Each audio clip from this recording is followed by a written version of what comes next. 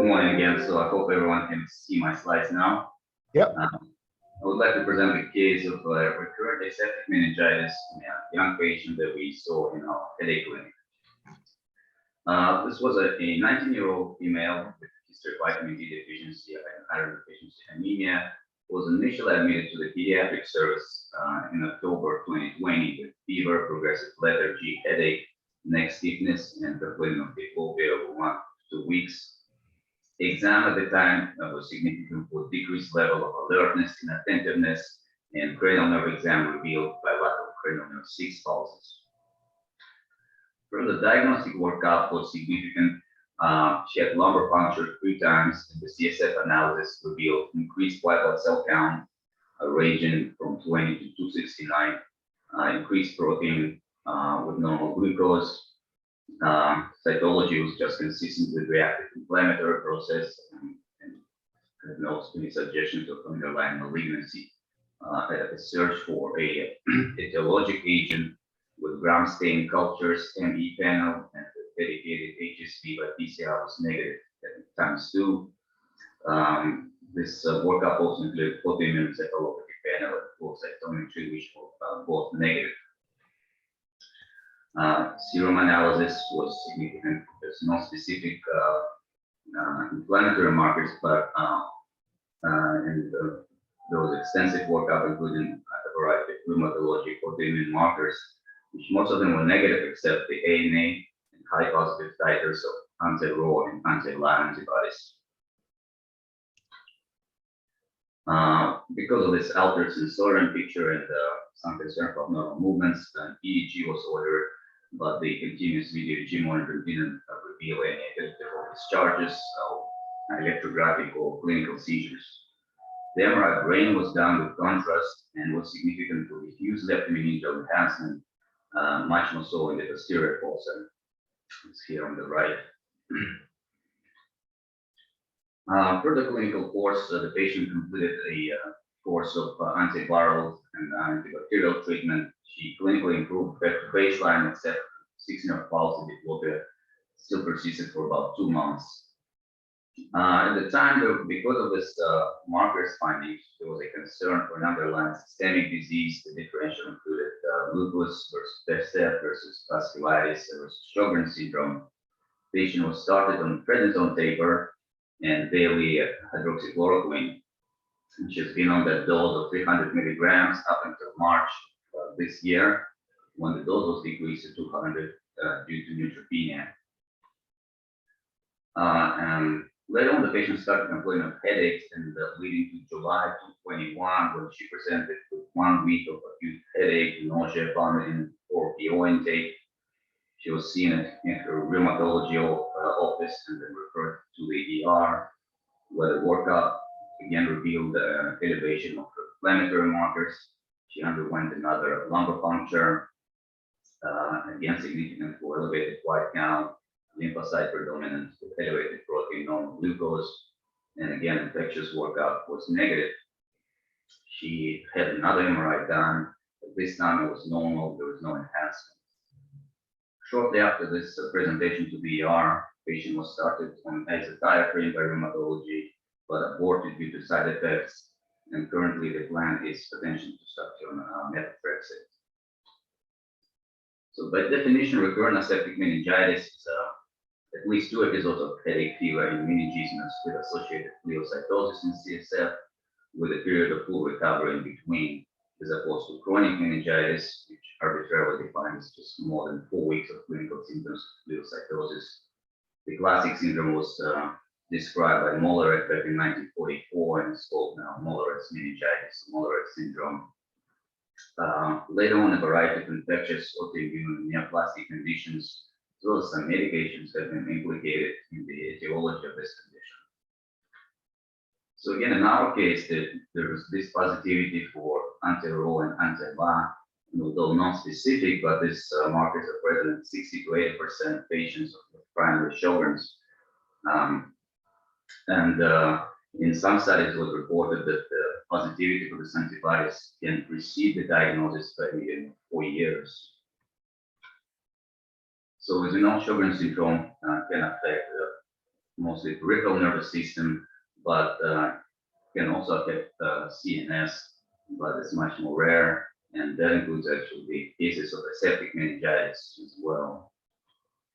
Actually, in 2020, a group of authors from Japan, they reported their own small case series of just 2 similar cases, which show very similar constellation of clinical findings, labs, and imaging to our case. But they also conducted a systematic review of PubMed, and they identified 33 cases were also pretty rare. They found that in 70% of cases, meningitis developed in patients who were previously undiagnosed with Sjogren's. 42% of patients did not have any preceding xerophthalmia or xerostomia, and at least 36% of patients experienced a relapse of aseptic meningitis or meningoencephalitis, similar to our case.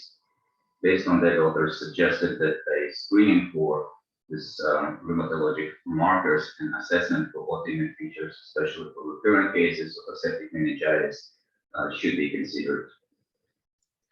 And that's it for me. Thank you. Thank you, Alexey. Really good. Nice job. All right, I'm going to turn it over to Sveta to introduce our grand round speaker. Thank you, Alexey. That was a very good presentation. So on behalf of the headache group, I'd like to introduce Dr. Souvik Sen, and he is a professor and chair of the neurology department at the University of South Carolina. He's also a recipient of the Center of Economic Excellence Stroke Chair in South Carolina. In South Carolina, it's part of the stroke belt with North Carolina, so this is a pretty huge responsibility. Before his appointment at USC, he served as a founding director of the UNC Hospital Stroke Center in 2002. Originally, he earned a Doctor of Medicine from the University of Kolkata in India. And after completing his training in India, he did a master's in science in cardiovascular pharmacology in Wayne State in Detroit. And then he did his internship at Henry Ford Hospital in Detroit, Michigan, and completed his neurology residency at Temple University in Philadelphia. He then went on to a fellowship at Johns Hopkins in vascular neurology. And then subsequently, he was a stroke, part of the stroke board or chair in Edison, New Jersey. He's published over 70 papers and has a large role in resident education. And the reason why we thought he would be a very good speaker representative for a headache is because one of his research areas is a crossover between headache and stroke. And I think this research kind of represents the ability for different areas within neurology to work together. And so without further ado, I'd like to welcome Dr. Souvik Sen. Thank you very much. Get the slides of presentation.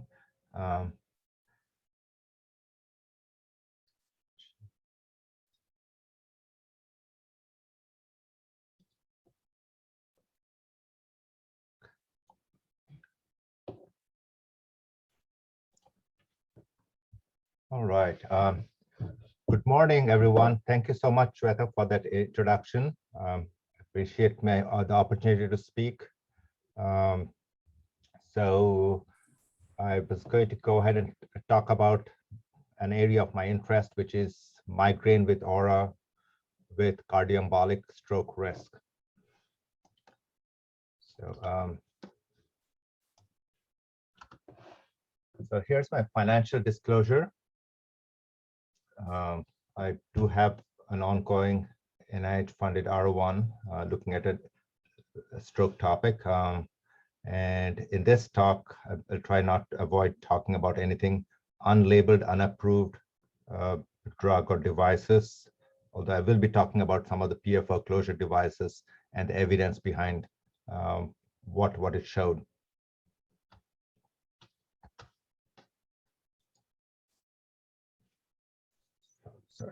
So the objective of today's talk is to understand the association between PFO and migraine, which is another cardioembolic source for stroke as well. the role of PFO closure. And then last but not least, I was going to talk about my area of interest in research out of a study conducted out of North Carolina and several other sites called the ARIC study, Atherosclerosis Risk and Community. At outset, I would like to say that there is a lot of kind of a discrepancy as to how we define a TIA versus migraine with aura. Often it is confusing. I just put out what is laid out in the ICHD3 criteria for diagnosis of TIA, how to differentiate between TIA versus migraine with aura. So in that footnote of that ICHD3 criteria, I think a couple of very important points made. The focal deficit typically is sudden in onset in TIA as opposed to progressive in migraine with aura. And migraine with aura tends to have more of positive phenomenon, such as scintillating scotoma, as opposed to negative symptoms with TIA. To add to the confusion, there are several conditions which can lead to TIA and also cause headache. And a very important one is craniocervical artery dissection.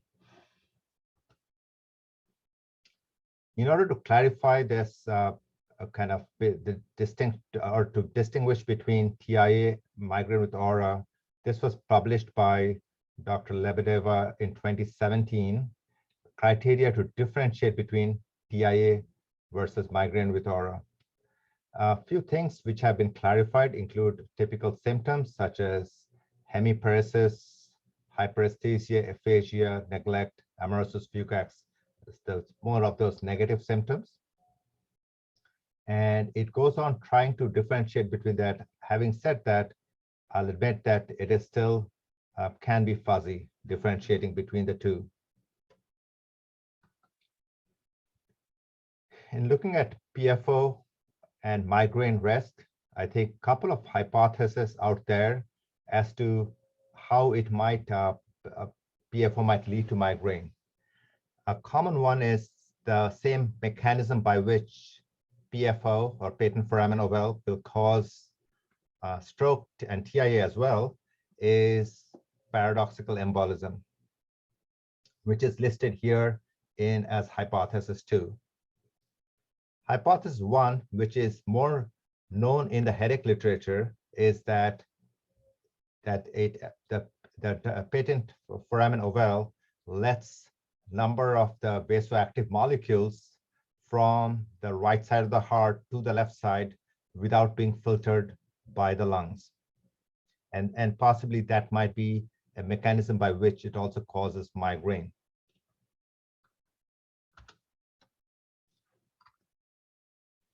In terms of, I'm going to jump into PFO closure and migraine data.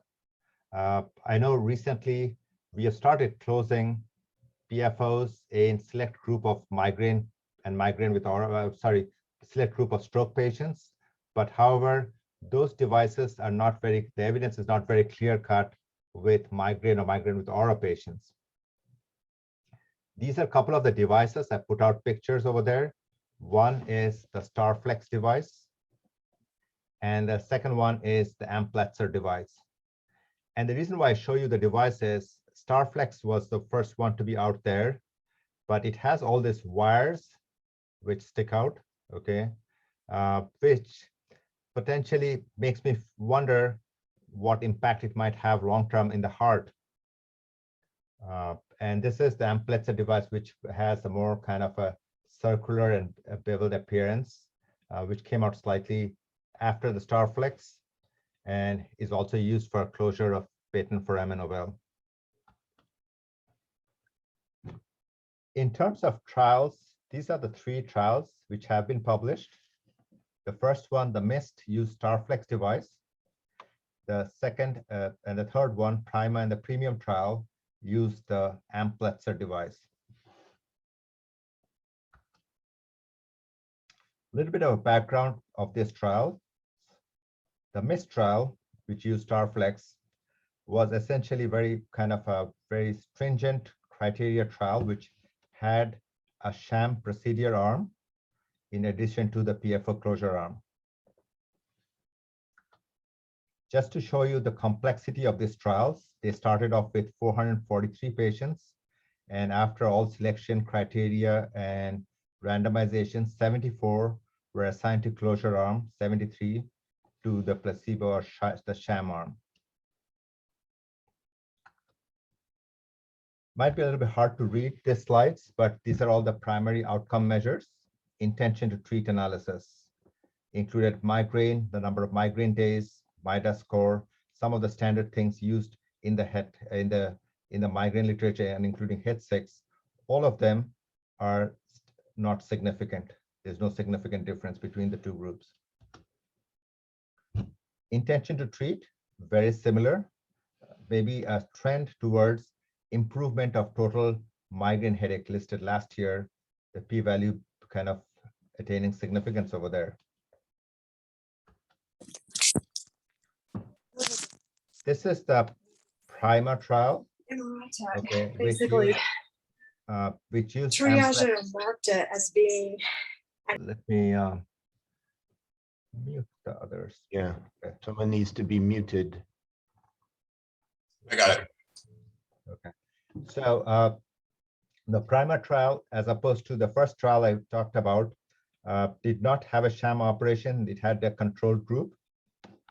And again, about 700 patients had to be kind of screened, and ultimately leading to 45 randomized into the implant procedure arm and 54 in the medical management arm. If you look at the data in the secondary analysis, it did show there was some difference in migraine with aura, and it attains statistical significance. And same thing with freedom from migraine with aura. You look at some of the primary outcome measures, there was no difference. That included MIDA score and some of the outcome measures listed here. And again, as I said, migraine with aura and migraine attacks with aura, the number of aura days, all attains significant results, suggesting there might be something to closure and stopping migraine with aura. Although all of this migraine with aura was secondary outcome, not the primary outcome of these trials. Premium study, it's 1,653 subjects enrolled and 117 randomized to the treatment arm and 103 to the control arm. And again, it used Ampletzer device, some of the outcome measures listed here.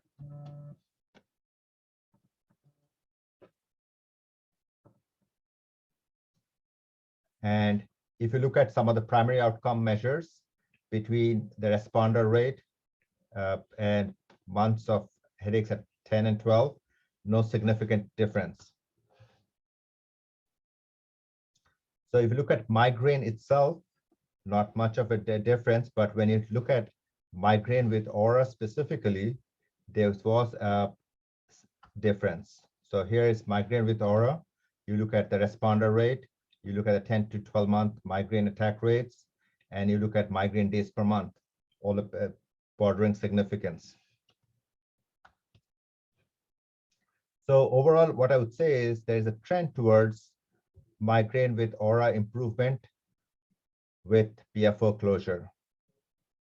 However, none of the studies met the primary outcome measures, hence it is currently not approved for treatment of migraines. So I'm going to switch gears a little bit and discuss a little bit more about another common reason for cardioembolic stroke, namely atrial fibrillation and its association with migraine with aura. So this is our results from the ARIC database. We first looked at the association between migraine with aura and ischemic stroke. This published in Neurology, and essentially, as you might know, ARIC study is a longitudinal population-based cohort study. Almost 15,000 subjects were enrolled and followed for a period of currently almost 30 years, but here we present information between their visit 4 when migraine with aura was assessed and 18 years of follow-up. You look at ischemic stroke in those without migraine without aura, and the green line is migraine with aura. We were able to actually also break it down based on stroke subtype. And when you look at that, the only one which was quite significantly different was the cardioembolic stroke group. The log rank value was the p-value was 0.003. You look at large artery atherothrombotic stroke and small vessel occlusive or lacunar stroke, there was no statistically significant difference between the two survival curves.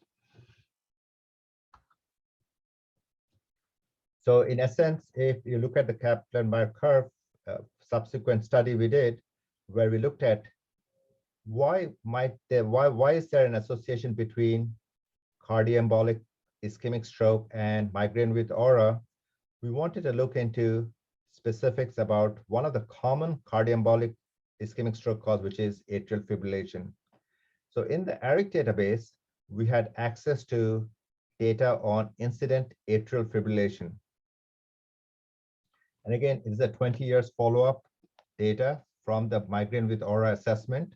And here's a comparison between migraine with aura, the red line, versus the blue line, which is migraine without aura.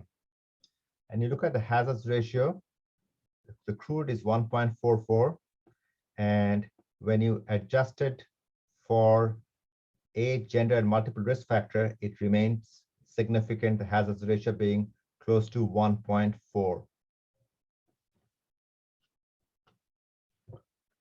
We took it one step further and did mediation analysis, which suggested that atrial fibrillation was a potential mediator for the association between migraine with aura and cardioembolic stroke risk.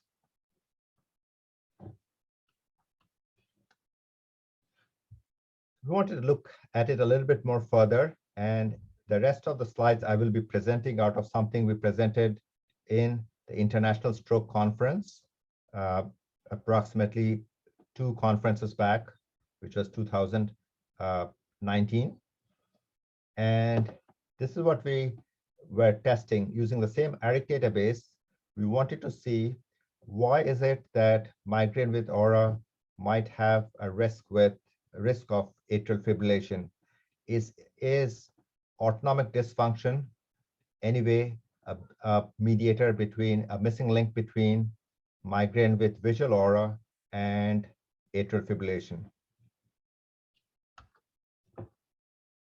So essentially, so far, what we had known before this from the ARIC database was that migraine with aura is linked with ischemic stroke. Further, we found that migraine with aura is a risk factor for cardioembolic stroke. And third, we found that migraine with aura and cardioembolic stroke risk might be mediated by incident atrial fibrillation. So having built this pathway, we wanted to subsequently check if chronic autonomic dysfunction could potentially be the mediator between migraine with aura and atrial fibrillation. So the goal of that specific study was to assess if migraine with aura was associated with chronic autonomic dysfunction. Again, data derived from the ARIC study, which is a ongoing longitudinal cohort study. It enrolled 15,792 subjects all the way back in 1987 through 89. and they have been followed up. I know it says 2013, but now we have data all the way up to 2019 being assessed. These subjects, when they were enrolled, they were between the ages of 45 and 64. Obviously, this is a very aged population now. The primary exposure of interest was migraine with aura. And the participants in their visit 3 underwent a detailed headache symptom questionnaire, based on which we were able to determine those who had, we were able to apply the ICHD3 criteria and differentiate subjects who had experienced migraine with visual aura, migraine without aura, and those without headaches. That's what's going on and what's going to need to be done. So again, modified ICHD3 criteria used. The primary outcome of interest was chronic autonomic dysfunction, which was measured using heart rate variability. Heart rate variability is a commonly examined marker of autonomic nervous system. And the measurement has become quite easy nowadays. Nowadays you can actually have a little pulse oximeter-like device which can monitor the heart rate for a period of as little as 6 minutes, and you can derive data about autonomic dysfunction. So it is a measure of the variation between each heartbeat over a period of time. So in the ERIC study, in the 4th visit, which was conducted 1996 to 1998, they underwent 6-minute EKG to determine their heart rate variability. So migraine with aura was assessed in visit 4, and heart rate variability was assessed in, migraine was in visit 3 and heart rate variability in visit 4. And then we have follow-up data up to 2013 at that point. So heart rate, just to give a little bit of an overview about heart rate variability, measures are studied on EKG and broadly classified into time and frequency domain measurements. So it does look at the R waves on this in the EKG, and the time domain measures are calculated by averaging the duration between the successive RR interval. The frequency domains are calculated measuring the oscillation and power changes between the successive RR intervals. So here are some of the time domain measures, include standard deviation, mean, and the root mean square of the RR interval. Here are some of the frequency domains, which include low frequency power, high frequency power, as well as the LF to HF ratio. So some of these are driven by the parasympathetic tone and others by the sympathetic tone. So in the world of heart rate variability measurement, low heart rate variability indicates abnormal autonomic function. High heart rate variability indicates good autonomic functions. So in the ERIC study, inclusion criteria was those who completed the questionnaire for migraine with aura in the visit 3. Participants who had missing headache information or missing HRV were excluded. That was not much of missing data. Subjects with history of atrial fibrillation, because that kind of precludes measurement of heart rate variability, were also excluded. So the final sample was 10,921. Some baseline characteristics: migraine with aura, which was about 426 subjects, migraine without visual aura, 1,090, and the remaining with no headaches were the comparison groups. Some differences in baseline characteristics: migraine and with aura and without aura were predominantly women. Also, there was some difference in race. It tended to be affecting more of the white race, and some differences in vascular risk factors, such as hypertension being more prevalent in the two migraine groups. So the heart rate variability data were divided into quintiles, which is kind of a standardized way of looking at it. And the highest quintile, which showed high heart rate variability, was used as the reference group. So there's the time domain and the frequency domain. And quintile 1, which had low heart rate variability, showed a significant association with migraine with aura. And you look at the time domain here, and you look at the frequency domain. Now, the LF to HF ratio was not significant because both of the frequency kind of showed a change in the same direction. So the ratio was not affected.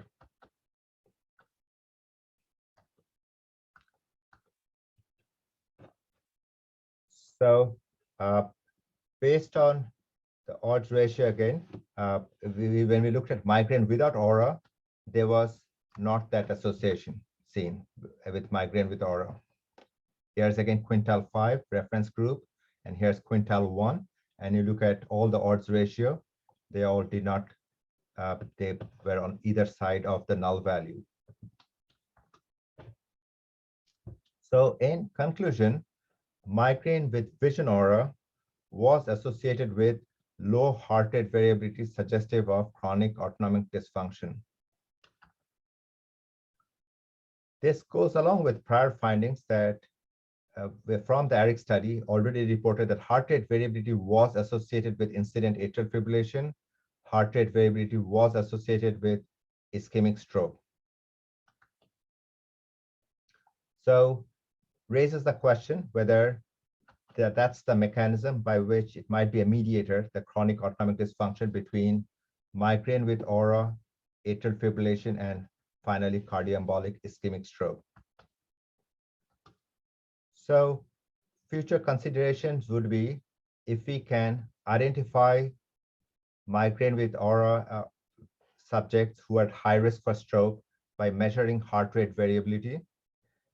As I mentioned, it's very easy to measure nowadays. You can actually use the device, which is like a pulse oximeter, and in 6 minutes, it gives you all the data you need for heart rate variability measurements. Because of our association with migraine with aura with atrial fibrillation, should we be putting subjects who are having auras with long-term cardiac monitoring? And then the other option is, should we be also considering primary stroke prophylaxis in migraine with aura patients who are high risk for ischemic stroke? So to answer all of these questions, we will need randomized clinical trial. Hard to address them at this point, but based on this observational study, it suggests there might be all those associations. Limitations of this study is because this observation study does not associate, does not translate to causality. And the other limitation is that the assessment with, it's not cross-sectional. The assessment with migraine with aura was done at least 5 years before the heart rate variability measurement. Another limitation is we do not have data on patent foramen ovale in this group. They did not undergo any form of kind of shunt studies such as bubble echocardiogram. So hard to say whether anyway PFO might play a role in this pathway or not. However, I'd like to point out there is some data in the literature, even in adult population, but a lot in pediatric population, which suggests that patent foramen ovale and an associated abnormality called atrial septal abnormality increases atrial vulnerability to an atrial fibrillation. This is another study which shows in 80 consecutive subjects using echocardiography, again, atrial septal aneurysm was at high risk for developing atrial fibrillation. So I'd like to throw out this potential hypothesis that we know that migraine with aura has a high association with patent foramen ovale and atrial septal aneurysm. Is that potential in the pathway or not? So that's something to be tested. Unfortunately, there's not a very good database I've still found which can look at that, because I think it would need a large database with longitudinal follow-up, and essentially would have to have assessment of PFO, atrial septal aneurysm, as well as all these other mediators. So here's a lot of references of what I talked about, and essentially kind of hopefully I threw some light on migraine with aura and its association with ischemic stroke, particularly cardioembolic ischemic stroke. Thank you.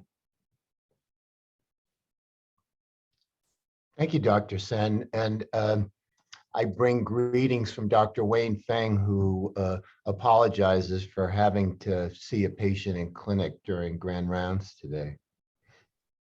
Good, So let's open it up for questions. Anyone with a question, either put it into the chat or just let me know. The first one is from Brian McRory. Are you out there? Yeah, I'm here. Good morning. Thank you. That was a really fantastic talk. Just one possibility to bring up is sometimes ischemic stroke can actually cause atrial fibrillation. You know, you can either have a large stroke with a sympathetic surge or insular strokes. So I was just wondering if in ERIC, is there data available on the timing of the episode of atrial fibrillation relative to the stroke event itself? Because that would help us unpick that particular relationship. Absolutely, great point. Specifically, MCA strokes can lead to, there's been suggestion in the literature, more so recently, that can lead to atrial fibrillation. Yes, that data is available, but I've never specifically looked at that.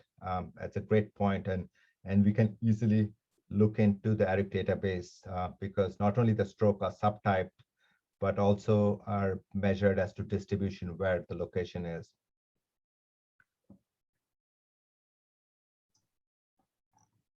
Dr. Sen, over my career, I've also been curious about the number of stroke doctors who are interested in headache as well. Do you have a comment on that? Great question. Yes. So is a suggestion that they're less interested or more interested? They often see headache patients in clinic and they're more interested. Yes. Okay. Yes. And I think that's where my interest comes from.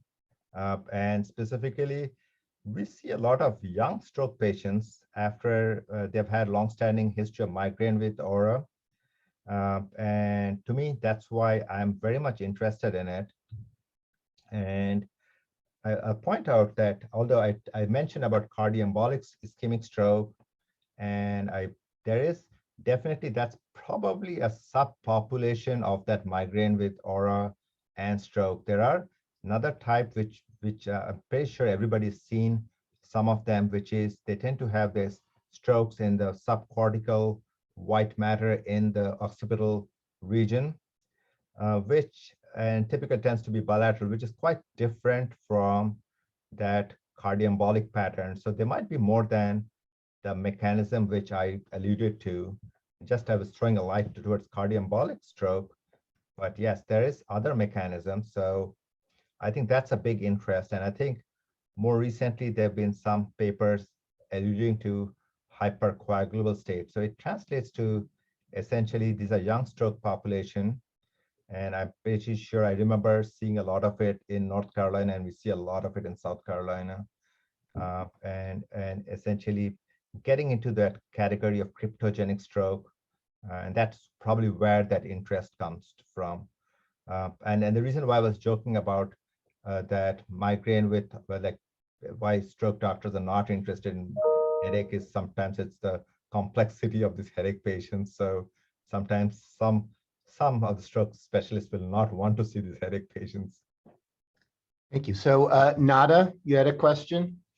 Yes, thank you. Very interesting talk. And Dr. Sen, you already alluded to the fact that this accounts for probably a subset of patients, and other theories are still existent, like hypercoagulable state. I wanted to ask specifically what you thought about vascular changes like vasoconstriction, vasodilation contribution to stroke, especially in the subset of patients with migrainous infarct, for example.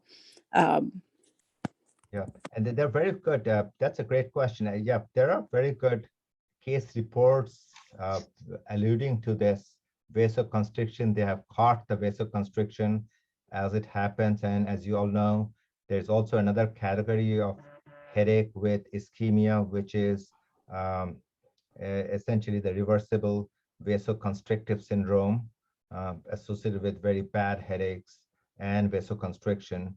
So yes, there is some, and again, that's again another small subpopulation. And I think it's hard to lump all migraine patients into one etiological subtype. In fact, there is this vasculopathy group, there is the white matter disease group, and then I've alluded to the cardioembolic group. Thank you. Dr. Hemang Shah, you had a question if you're still out there? Hey, Dr. Sen, thank you for a great talk. I had a question about patients with migraine with aura who has a significant caramenial component, and low-dose estrogen hormonal contraception does help them. So do you recommend low-dose estrogen for this patient who has a caramenial migraine, or because of the stroke risk, you don't recommend? Thank you. Yeah. So great question. I think when like 10 years back, I would say no estrogen at all. And I think sometimes at least decent literature and data, and I can ask the headache specialists who are in the group, and Shweta, feel free to pitch in. But I think there's some data that low dose estrogen is okay. It does not necessarily increase the stroke risk. Yeah, I'm in agreement to that. In the past, they used to have like 35 micrograms or 50 micrograms of estrogen in the birth control, and nowadays it's significantly lower. It's like 10 or 20, and they found that like if it's below 20, there isn't an increased risk when they've done studies in terms of stroke risk. So some of the patients, if it's indicated, I'll recommend like ultra low dose estrogen oral contraceptives. Okay, I'm continuing to look for questions. Marvin, did you have a question? Yeah, I've always been suspicious about heart rate variability testing. There's so many things that can confound that. Like, did the patient Valsalva, like strain at stool, or even sneeze during the test? Also, there's so many drugs out there that can confound that kind of information, like beta blockers and tricyclics, just to name a few. Are those things checked for routinely, and you just assumed it and didn't say anything about it during your talk? Yeah, absolutely. Great question. Yes, heart rate variability needs a standardized process of measurement. Obviously, you do need to exclude patients who are potentially on beta blockers and medications such as those. I can tell you the ARIC protocol, the heart rate variability was measured under a very standardized protocol, which was 6 minutes at rest when they were obviously not sneezing or coughing, things like that. But however, I'll tell you that we do not exclude patients necessarily who are on beta blockers. So there might be patients on it, and we do have the data on who all were on beta blocker. It is a very small percentage of patients who are on heart rate on beta blockers. Okay, thank you. Yep. Okay. All right, I'll ask the last question unless there's another. I might have missed this, but comments on the association of white matter changes with migraine, and what do you think those are? Yeah, absolutely. I think people have questioned that there are studies which have shown this white matter hyperintensities, and they come and go. Are they really ischemic changes or not? Having said that, I will give you my stroke neurologist perspective of it, that these probably reflect some form of ischemic changes, but they're reversible and they come and go, and they tend to affect also more on the posterior circulation as well as white matter. Recently, we published a paper, not in migraine or stroke patients. This was a general population study where we actually measured cerebral autoregulation in the white matter and noted some significant differences in how the white matter autoregulates compared to the cortex. We used MRI study. We used measures of CMRO2 to measure autoregulation. Not a big study, but this was probably one of the first studies to look at that there is some baseline physiological differences even in the general population who do not have migraine with in the white matter as opposed to the cortex. So the question automatically, and there is prior studies which show that cerebral autoregulation is impaired, particularly in patients with migraine with aura. And to me, if we were to put those two together, I think there needs to be a prospective study looking at that autoregulation. How much is it impaired in the white matter compared to the cortex in migraine patients? And my suspicion, my own suspicion, is that it has something to do with the white matter hyperintensities we see in the migraine patients. I know it's not proven, but that's my hypothesis. There's one last comment. I don't know who it's from. It just says iPhone. I'll just read it. It says the prevalence of DM is surprising.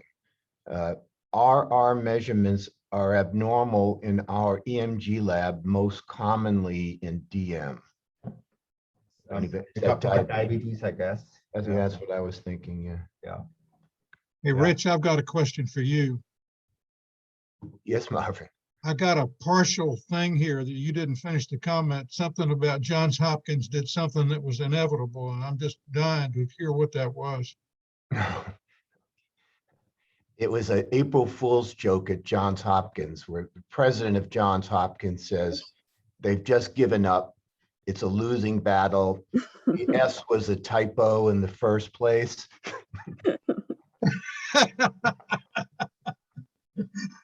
Actually, it was, the story is John's was his grandmother's maiden name. And so that's why he got it as a first name.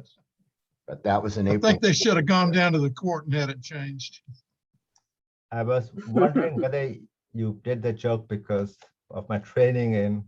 No, I did it because Sveta said John when she was introducing it. I said that. The S is silent.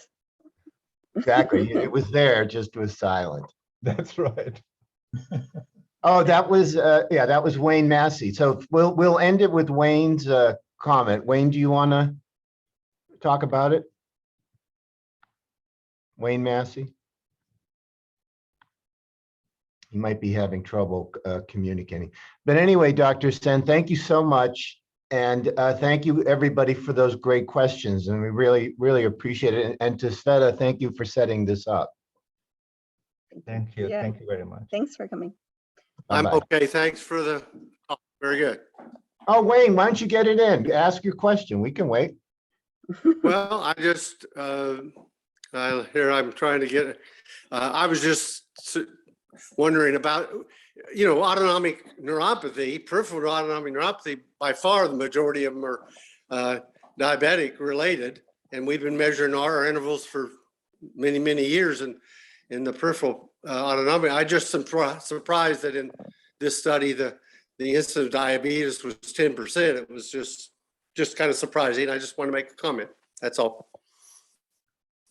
course, I have no idea the association of diabetes and migraine frequency either, but certainly with polyovarian syndrome, there's an increased incidence of migraine. So there may be some association. I don't know.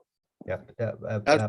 Just a parting comment is that in a ERIC database, very few had diabetes. It was almost like something like 3 to 6%. Yeah. Yeah. Yeah, the best way to stay healthy and live to 90 is to join a prospective longitudinal study. That's right.